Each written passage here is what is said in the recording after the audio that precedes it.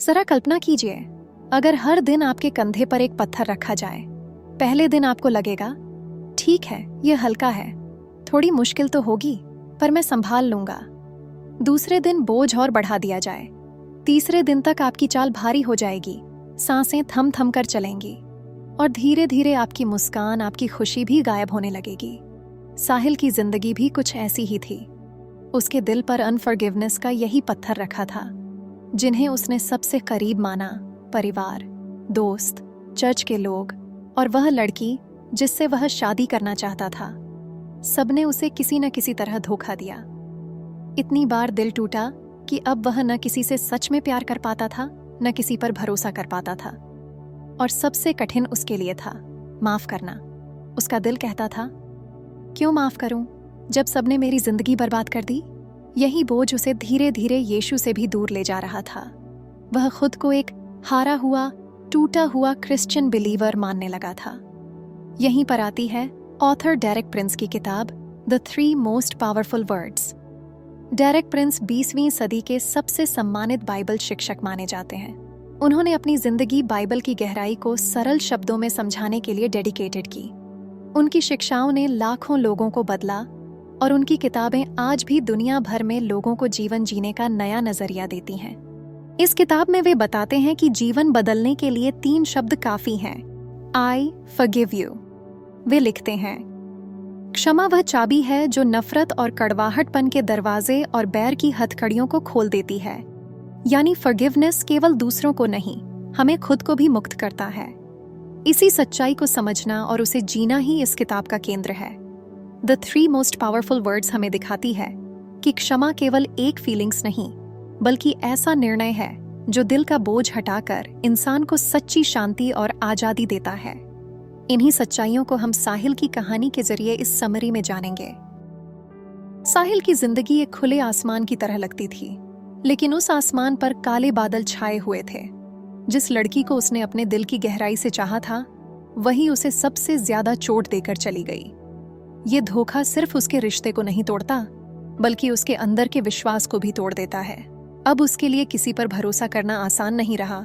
बाहर से वो नॉर्मल दिखने की कोशिश करता, दोस्तों के बीच हंसता बोलता, चर्च जाता, वर्शिप करता, लेकिन जब रात आती तो अकेलेपन में आंसू उसकी तकलीफ बयान कर देते।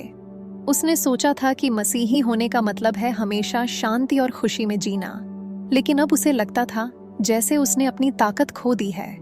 उसके दिल में सबसे बड़ी मुश्किल थी माफ करना। वो सोचता, कैसे माफ कर दूं? जिसने मुझे इतनी ज्यादा धोखा दिया, क्या वो इस काबिल है कि उसे माफ किया जाए? यही सवाल उसे अंदर से खा रहा था। और सच कहूं तो यही गुस्सा, नफरत और कड़वाहटपन उसके और यीशु के बीच में दीवार बन गई थी। एक रविवार की सुबह चर्च में पास्टर ने मत्ती 6 का 14 से 15 पढ़ा, क्योंकि यदि तुम मनुष्यों के अपराधों को क्षमा करोगे तो तुम्हारा स्वर्गीय पिता भी तुम्हारे अपराध क्षमा करेगा, परंतु यदि तुम क्षमा न करोगे तो तुम्हारा पिता तुम्हारे अपराध क्षमा नहीं करेगा। ये वचन साहिल के दिल में तीर की तरह लगा।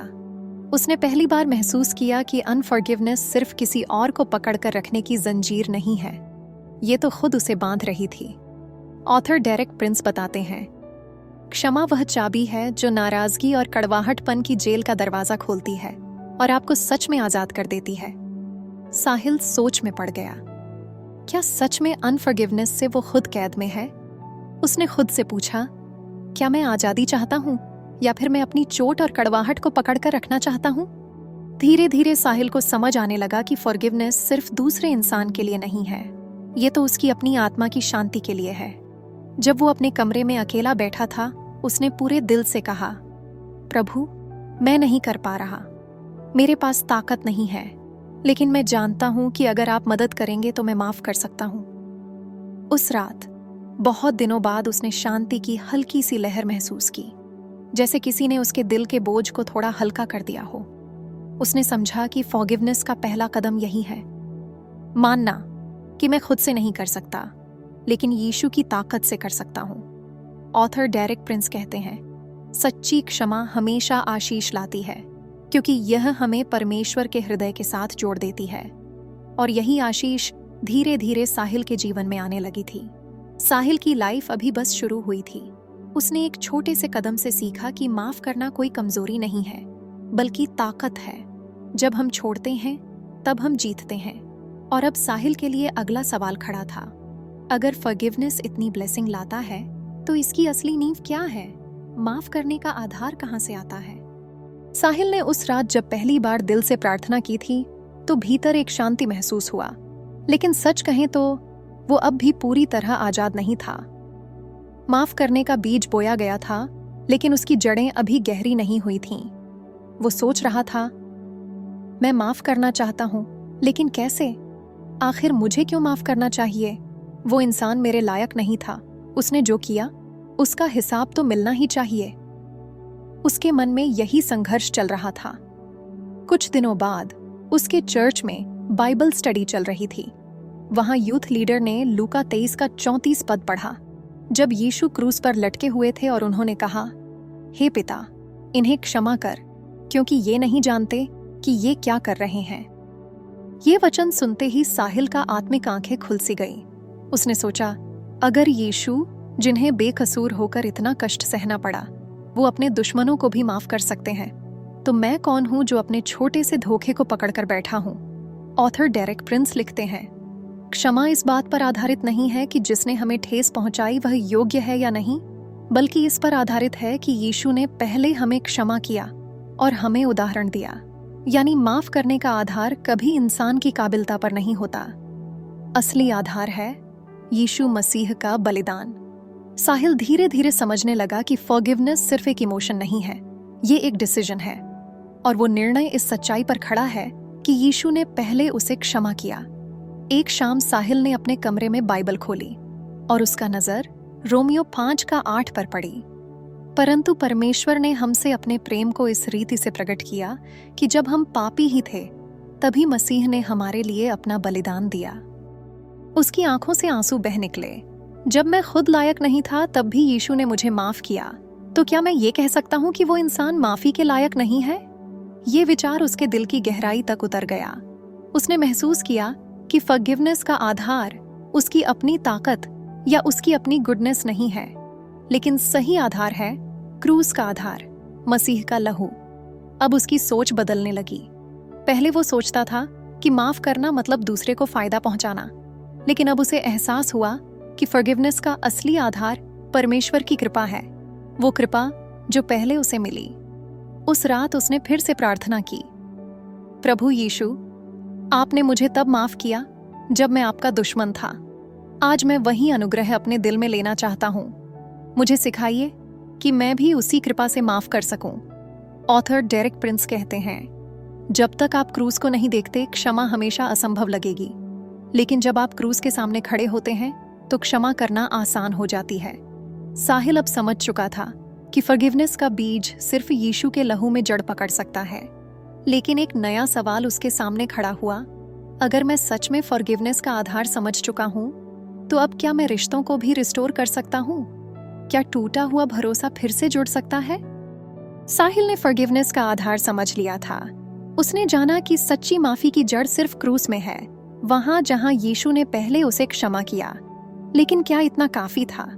वो जानता था कि दिल से मैं माफ करता हूं कह देने के बाद भी उसके रिश्तों की टूटी हुई डोर अभी भी वैसी की वैसी थी, जैसे कोई शीशा जो गिरकर टूट गया हो। हाँ, टुकड़े इकट्ठे किए जा सकते हैं, लेकिन फिर से जोड़ना मुश्किल है। एक दिन उसने चर्च में एक मैसेज सुना, क्षमा तो शुरुआत है, लेकिन सच्चा मेल मिलाप एक पूरी यात्रा है। और इसी के साथ पास्टर ने 2 कुरिन्थियों 5:18 पद पढ़ा, और यह सब परमेश्वर की ओर से है, जिसने मसीह के द्वारा हमें अपने साथ मिलाप कराया और मिलाप की सेवा हमें सौंपी। ये वचन सुन के साहिल को बहुत अच्छा लगा, उसके मन को छू गया। उसने समझा कि फॉरगिवनेस सिर्फ पहला स्टेप है, लेकिन परमेश्वर चाहता है कि हम रिकंसिलिएशन, मेल मिलाप की दिशा में भी बढ़ें। ऑथर डेरेक प्रिंस लिखते हैं, मेल मिलाप की प्रक्रिया 2 दिशाओं में चलती है। पहले हम परमेश्वर से जुड़ते हैं और फिर लोगों से।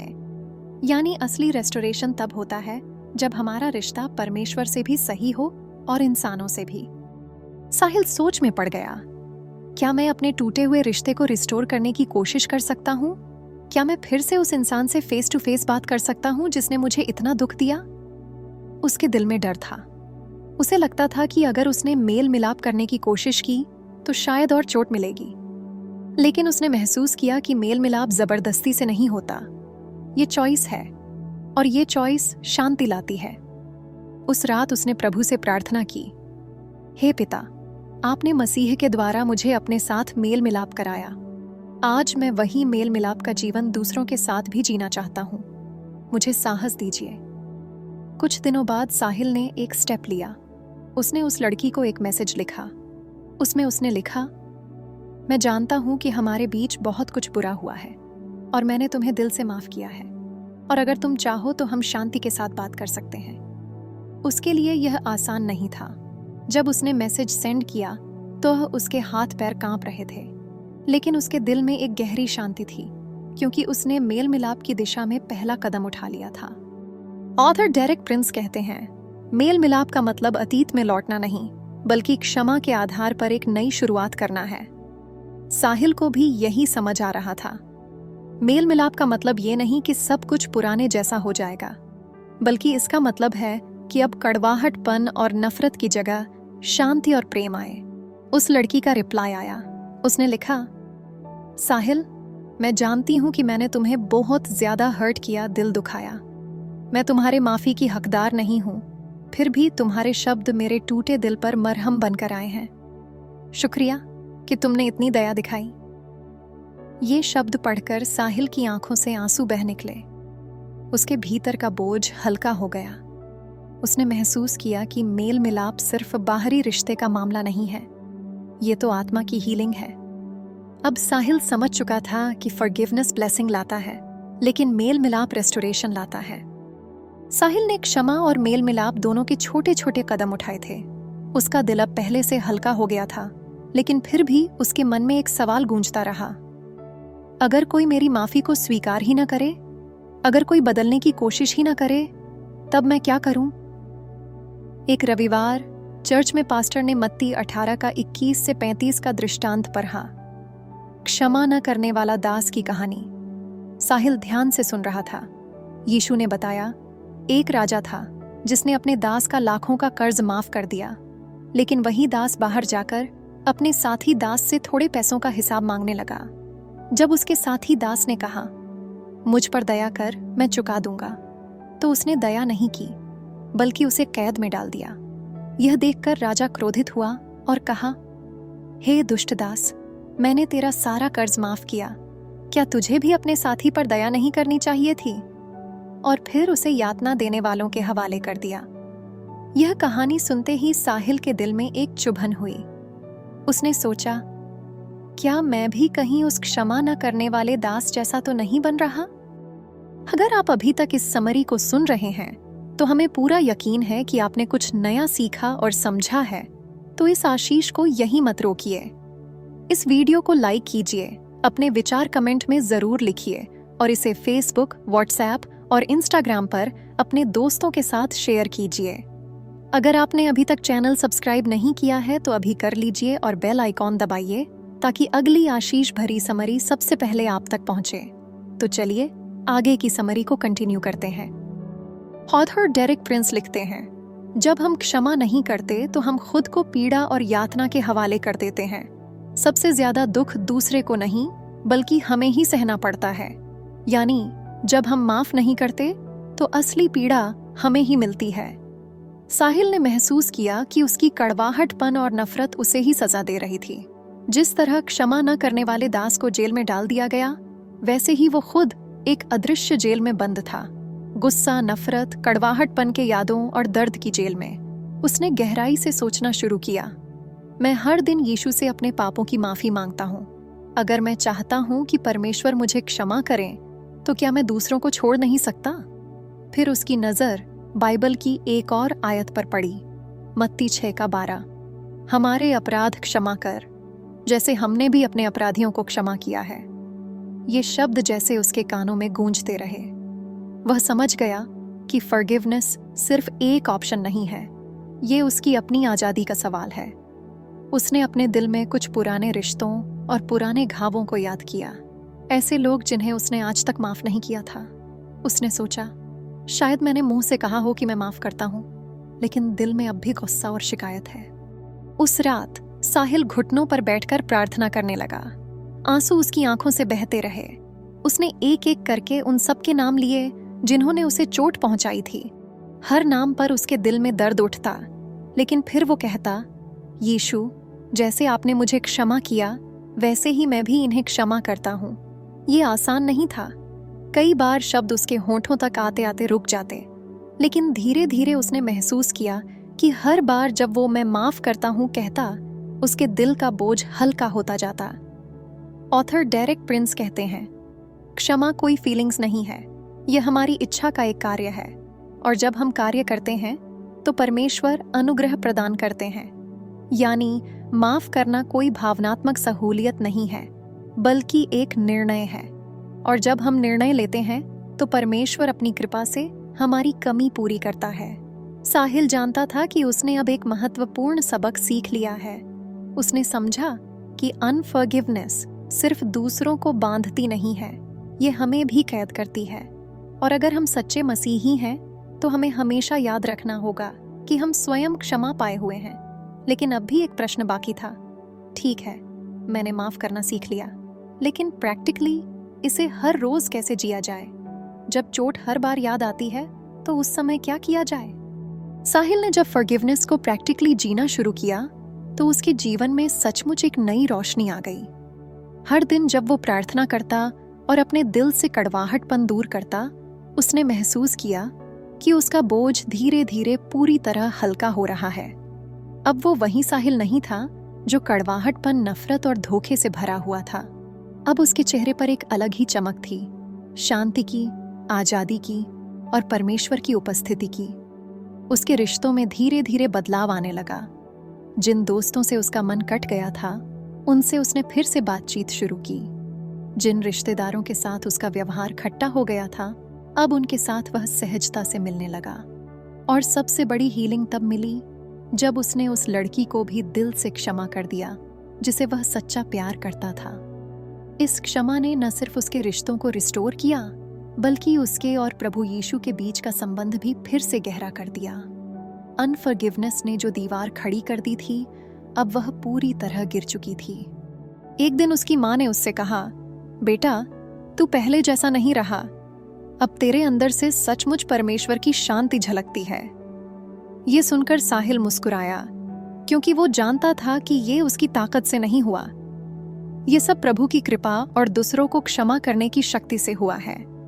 ऑथर डेरेक प्रिंस ने लिखा है, जब हम क्षमा करना सीखते हैं तब हम अपने दिल का द्वार खोल देते हैं और परमेश्वर के प्रेम को वेलकम करते हैं कि वह हम में और हमारे माध्यम से शांत रूप से बह सके। और सचमुच यही हुआ। साहिल अब सिर्फ फॉरगिवनेस को जानता नहीं था, बल्कि वो क्षमा करने वाला बन चुका था। अब उसकी जिंदगी से परमेश्वर का प्रेम दूसरों तक पहुंच रहा था। वो चर्च में अपने दोस्तों को भी बताने लगा कि फॉरगिवनेस कैसे दिल को आजाद करता है। कई लोग जो अपने अतीत की चोटें लेकर बैठे थे, साहिल की गवाही सुनकर प्रेरित हुए और उन्होंने भी माफ करने का साहस पाया। अब साहिल का जीवन कड़वाहटपन, नफरत और चोट से परिभाषित नहीं था। अब उसकी पहचान यीशु के प्रेम और शांति से थी। उसने वो पा लिया था जो सालों से खो गया था, एक साफ, शांति और प्रेम से भरा खुशदिल जीवन। उसकी लाइफ एक बड़े सबक पर खत्म हुई। फॉरगिवनेस कोई कमजोरी नहीं, बल्कि ताकत है। ये इंसान को कैद से निकालकर सच्ची आजादी और शांति देता है। साहिल अब कॉन्फिडेंटली कह सकता था, मैंने उन सबको माफ किया जिन्होंने मुझे चोट दी, और आज मैं स्वतंत्र हूं। मेरा जीवन अब परमेश्वर के साथ और लोगों के साथ एकता में चल रहा है। साहिल की कहानी यहीं खत्म होती है, लेकिन सच कहूं तो ये कहानी सिर्फ साहिल की नहीं है, ये हमारी भी कहानी है। हर किसी ने कभी ना कभी चोट खाई है, किसी ने विश्वास तोड़ा है, या हम खुद ने किसी को दुख पहुंचाया है, और ऐसे ही हालात में किसी को माफ करना सबसे कठिन लगता है। ऑथर डेरेक प्रिंस हमें याद दिलाते हैं, क्षमा कोई ऑप्शन नहीं है, यह परमेश्वर की आज्ञा है, और यही आशीष का द्वार है। साहिल ने इसी सच्चाई को अपनी जिंदगी में अनुभव किया। उसने सीखा कि फॉरगिवनेस का आधार उसके अपने इमोशंस नहीं है, बल्कि क्रूस है। वही क्रूस जहां यीशु ने हमें पहले क्षमा किया। उसने जाना कि मेल मिलाप शांति लाता है और अनफॉरगिवनेस हमें कैद में डालता है, और फिर उसने प्रैक्टिकली फॉरगिवनेस में जीना शुरू किया। एक डिसीजन, हर दिन का चुनाव, जिसने उसके जीवन को पूरी तरह बदल दिया। अब साहिल का जीवन आजादी, शांति और प्रेम से भरा है। उसके रिश्ते हील हो चुके हैं और प्रभु के साथ उसका फेलोशिप पहले से कहीं ज्यादा गहरा है। इस किताब का मैसेज बिल्कुल साफ है। 3 सबसे शक्तिशाली शब्द हैं, आई फॉरगिव यू। जब हम इन्हें दिल से कहते हैं तो ये सिर्फ किसी और की जंजीरें नहीं तोड़ते, बल्कि हमें भी सच्ची आजादी देते और पाते हैं। तो दोस्तों, आज ये कहानी सुनकर आप भी अपने दिल में झांकिए। क्या कोई है जिसे आप अभी तक माफ नहीं कर पाए? शायद आज वही समय है जब आप कहें, मैं तुम्हें माफ करता हूँ। याद रखिए, फॉरगिवनेस आपका सबसे बड़ा गिफ्ट है, जो आप दूसरों को भी दे सकते हैं और खुद को भी। और जब आप ये कदम उठाएंगे तो आपकी जिंदगी भी वैसी ही आजादी, शांति से भरी और परमेश्वर के प्रेम से रोशन होगी, जैसी साहिल की हुई। आज की बुक समरी यहीं समाप्त होती है। अगर आज की बुक समरी सुनकर आप आशीषित हुए हैं तो वीडियो को लाइक करें, कमेंट में लिखिए, जैसा मसीह ने मुझे क्षमा किया वैसे ही मैं भी क्षमा करूंगा, या फिर वो आशीष जो आज आपने इस वीडियो से पाई है। सब्सक्राइब करना और बेल आइकॉन दबाना मत भूलिए, क्योंकि इस चैनल पर हम लाते हैं दुनिया की सबसे बेहतरीन इंग्लिश क्रिश्चियन बुक्स की हिंदी समरीज। शेयर कीजिए अपने चर्च वालों के साथ, फेसबुक, व्हाट्सएप, इंस्टाग्राम ग्रुप्स और पेजेस में। धन्यवाद प्यारे विश्वासियों, प्रभु यीशु मसीह आपको आशीष दें। मिलते हैं अगले वीडियो में एक नई किताब के साथ, यहीं faith book Hindi summary channel पर। जय मसीह की। आमीन। अगर इस समरी से आपको कुछ सीखने समझने को मिला है तो यहीं मत रुकिए, बाईं ओर दिए गए वीडियो को देखें, जहां और भी गहरी बातें आपका इंतजार कर रही हैं।